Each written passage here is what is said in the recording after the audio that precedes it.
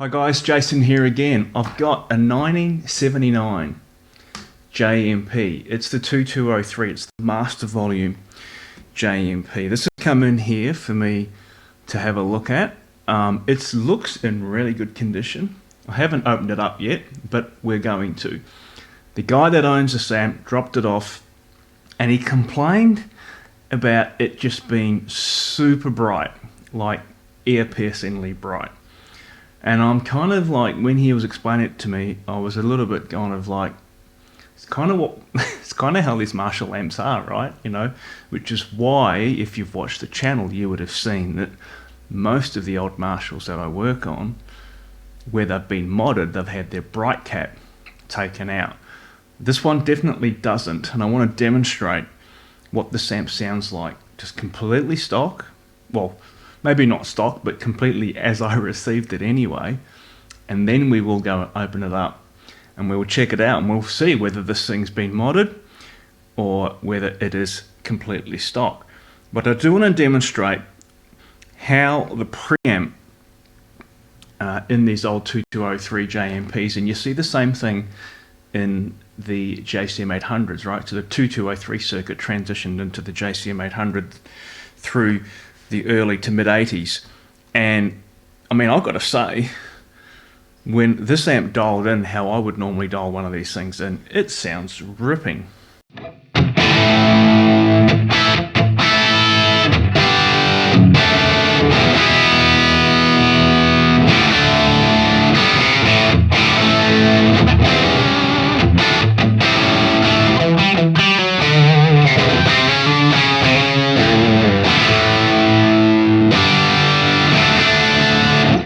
You can see, right, I've got the preamp gain right up at about, you know, nearly 8. But if I pull this preamp volume back, let's bring it all the way back to, you know, 9 AM. And often people that don't kind of understand these amps will do this, trying to get a cleaner sound out of the amp. But all that happens is this. So adjusting the master volume here to get the, you know, make sure we kind of equalize the levels. But here's what the amp sounds like with the preamp down at 9 AM.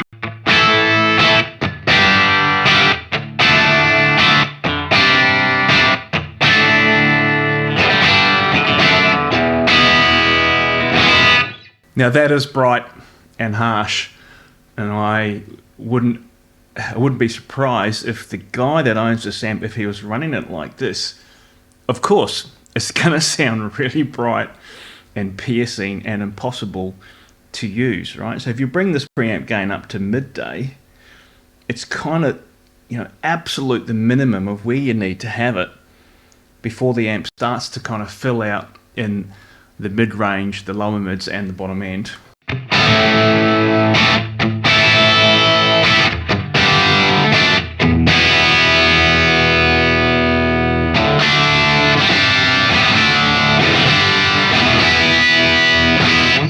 Even there, right, that's pretty bright, pretty harsh, and I think that, you know, you really kind of, I said this is the absolute minimum, but I think you kind of need to get the preamp gain in these amps, these master volume JMPs, and as I said, it's the same in the 800s.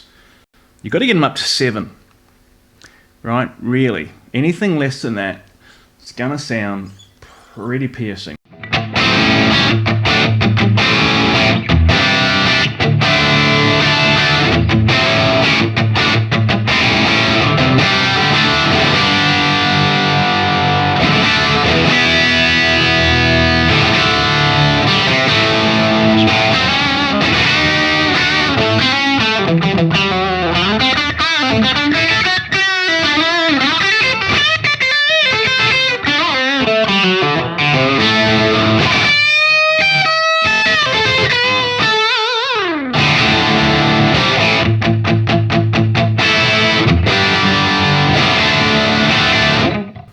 And if I'm going for kind of my, you know, best settings here, I've got all the EQ at midday, because I'd probably bring the presence back just a little bit.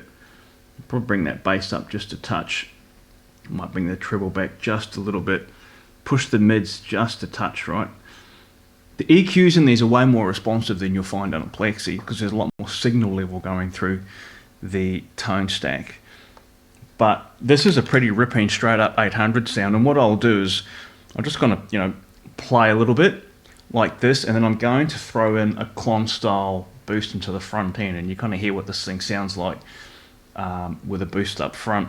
Then we're going to take it to the bench.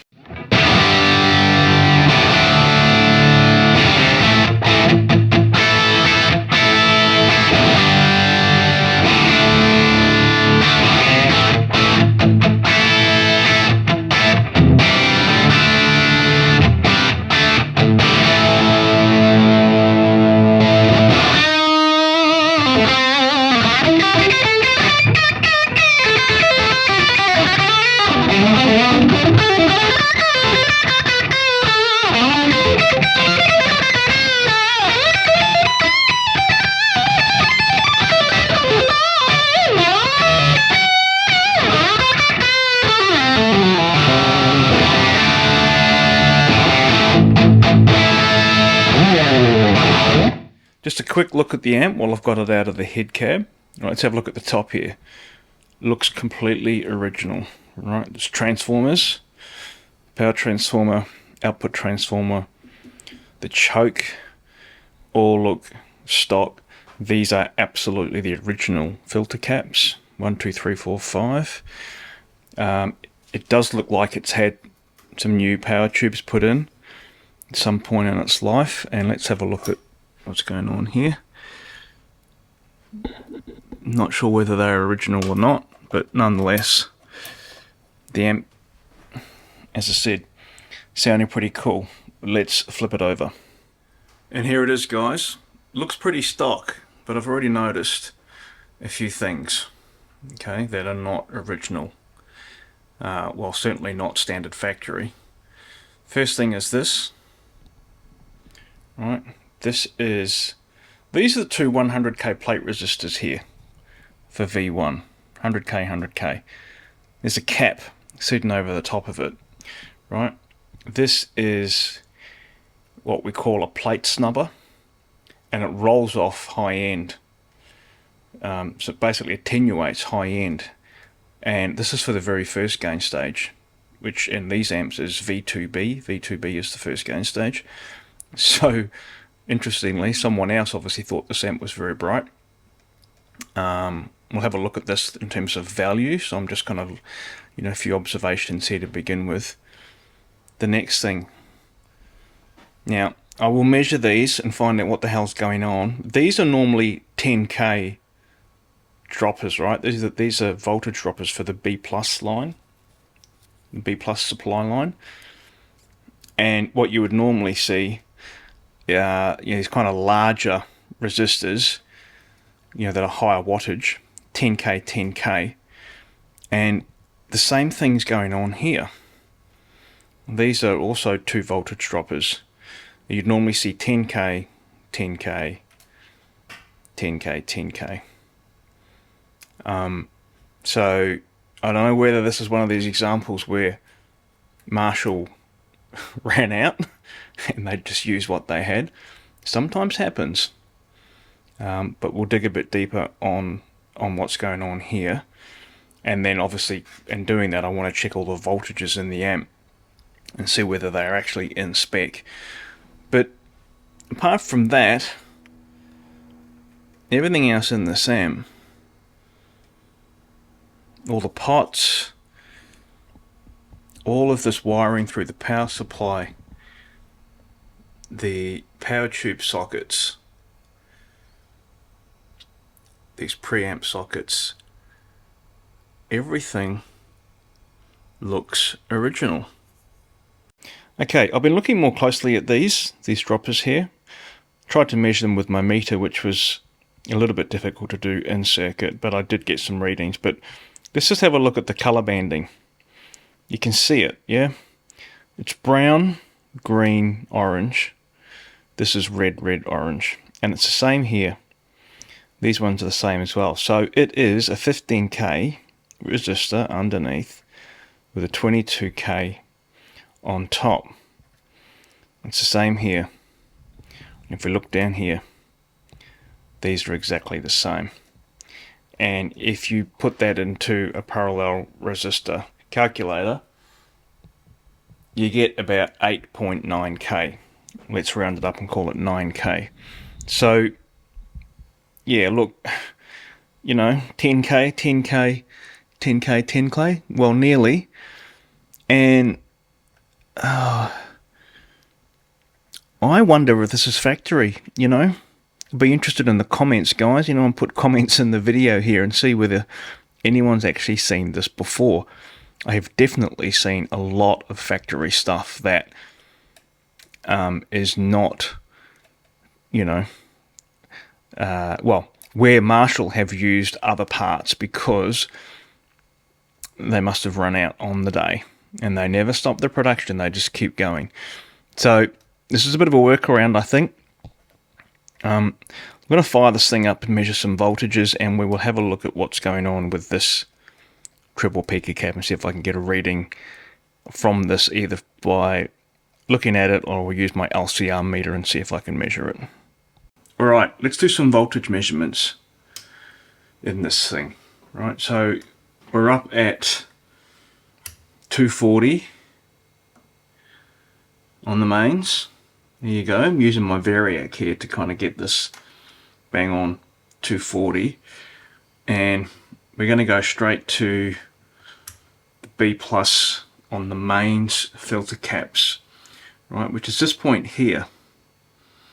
You can get your B plus reading. This is the filtered, these are the filter caps straight on the rectifier diodes here.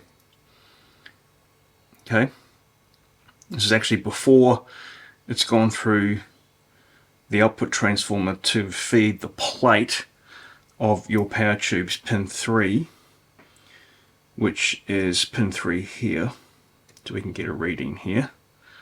We should find, let's call that 463. It's just a touch higher here.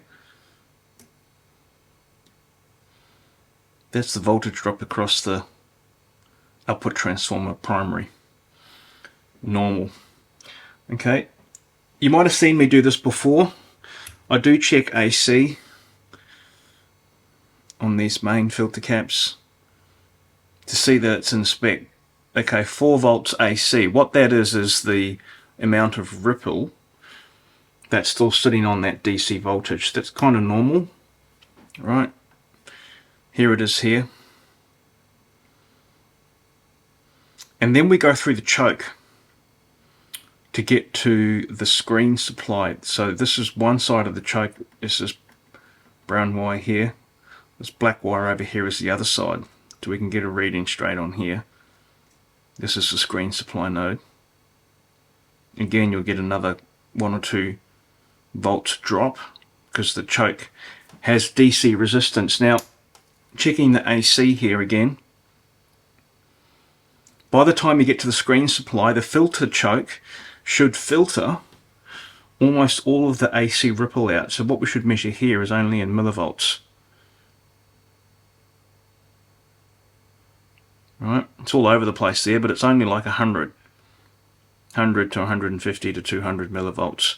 That's absolutely perfect, which tells me that the choke in this amp is all good. So there's our screen supply there, back on DC. Through the first dropper to the second dropper, this is the node for the phase inverter. And it's 334, right, which is cool. Right in these old Marshalls, whether it's a 1959 Super Lead or a 2203 Master Volume JMP, or a JCM 100 for that matter, 320 to 330 at this point in the amp is happy days. So this is the, this is the junction of the 100k and the 82k of the phase inverter. They're coming from this supply node here. Okay, so we're happy with that. That supply node then makes its way over to this side of this dropper. Right, so here's our next, not quite 10k, right, more like a 9k dropper here. 290, let's call that 299. So this is the supply node for V2, right? So the plate of the cathode follower here, and there's a 100k plate resistor here for V2A. Right, so that's the plate voltage for V2A. While we're here, we'll check the cathode voltage for V2A, and that's the 100k cathode for V2B. This is the cathode follower, right, top of the 100k resistor on this side, V2B. Moving along, we go through this 9k dropper here, and here is the supply node for V1, 289, which makes its way over to these 100k plate resistors here, 200k plates for each of these. And if I measure these, this is the first gain stage here, 213, and that's its cathode resistor there, 2k7. And this 100k here is for V2A, which is the second gain stage, which is our cold clipper stage.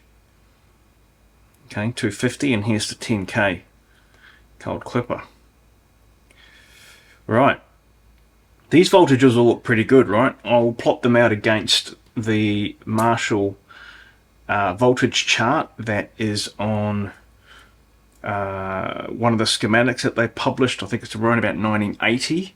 It's the very first JCM 800 2203 schematic.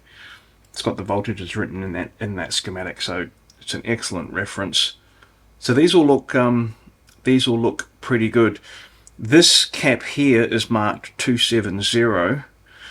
I couldn't measure it in circuit, but 270 is 27 picofarad. So I suspect that this has just been put on here. Perhaps someone was safeguarding against some oscillation.